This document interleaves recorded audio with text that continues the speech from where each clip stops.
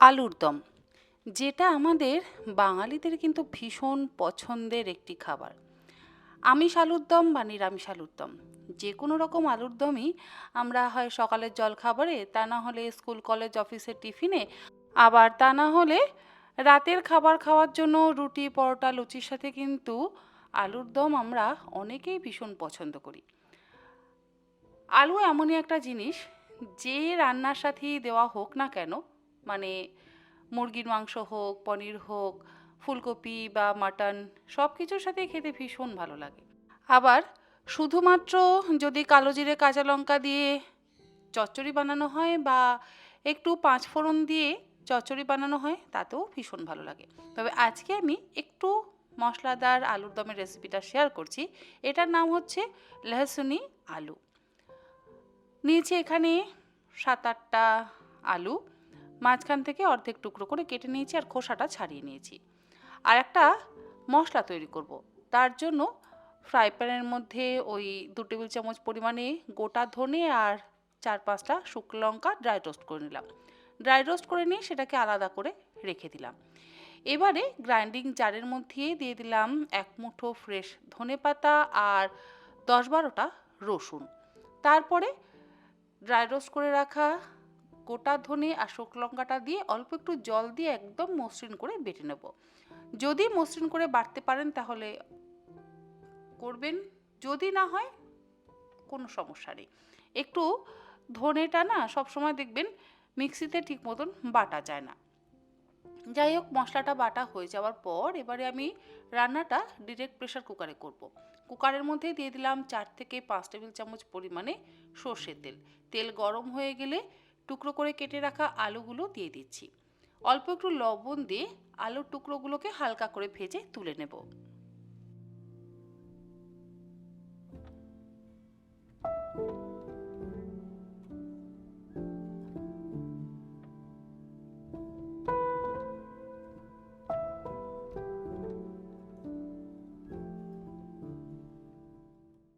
আলুর টুকরোগুলো হালকা করে ভাজা হয়ে যাওয়ার পর প্রেশার কুকারে যেটুকু তেল রয়েছে সেই তেলের মধ্যে ফোড়ন দিয়ে দিলাম 1/4 চা-চামচ পরিমাণে গোটা জিরে আর 1/4 চা-চামচ পরিমাণে হিং।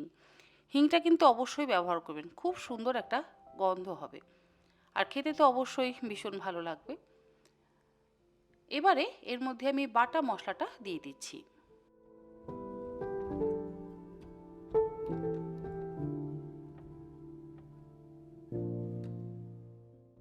বাটা মশলা দেওয়ার পর এর মধ্যে অল্প একটু জলও অ্যাড করলাম।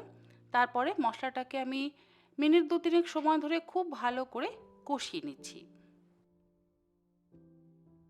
মশলা কষানোর সময় এর মধ্যে দিয়ে দিচ্ছি 2 চা-চামচ পরিমাণে কাশ্মীরি লঙ্কার গুঁড়ো। এতে সুন্দর একটা রং হবে। কাশ্মীরি লঙ্কার গুঁড়ো যদি আপনারা ব্যবহার করতে না চান অ্যাভয়েড করতে পারেন, তবে রংটা হবে না। 1/2 চা-চামচ হলুদ গুঁড়ো দিয়ে দিলাম আর দিচ্ছি ভাজা জিরের গুঁড়ো 1 চা-চামচ পরিমাণে। এই সমস্ত কিছু দিয়ে আমি মশলাটাকে খুব ভালো করে কষিয়ে নেব। তবে স্বাদ অনুসারে লবণটাও আমি এখনই অ্যাড করে দিচ্ছি।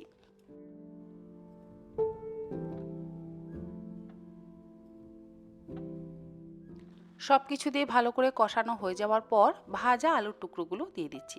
আর হ্যাঁ, এর মধ্যে কিন্তু কোনো রকম টক দই বা টমেটোর ব্যবহার করবার প্রয়োজন নেই। আপনাদের যদি ইচ্ছে হয় আপনারা একটা টমেটো দিতে পারেন, তবে আমি টমেটো দিতে বলবো না, কারণ টমেটো দিলে আবার একটা টক ভাব আসবে। এই রান্নাতে টক ভাবের প্রয়োজন নেই। মশলা দিয়ে আলুটাকে খুব ভালো করে মিশিয়ে কষিয়ে নিচ্ছি।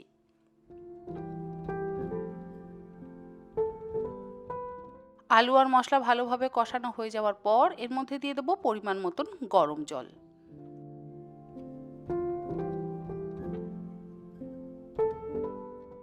জলটা দিয়ে আবারও একবার ভালো করে মিশিয়ে তারপরে প্রেসার কুকারের ঢাকনা বন্ধ করে দিয়ে গ্যাসের ফ্লেমটাকে হাইতে করে দিয়ে 2 থেকে 3টে সিটি দিয়ে আমি আলুটাকে সেদ্ধ করে নেব, মানে আমাদের আলুর দমটাকে রান্না করে নেব।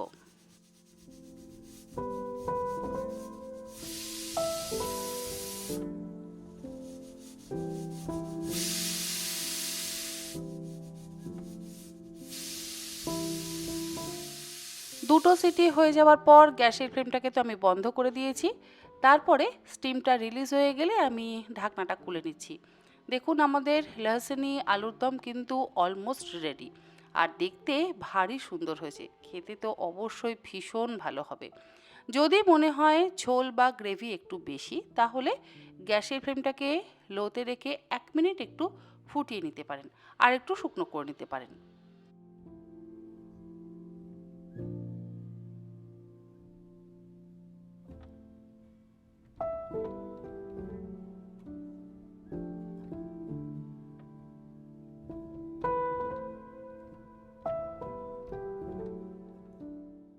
আমি গ্রেভিটা একটু টানিয়ে নিয়েছি।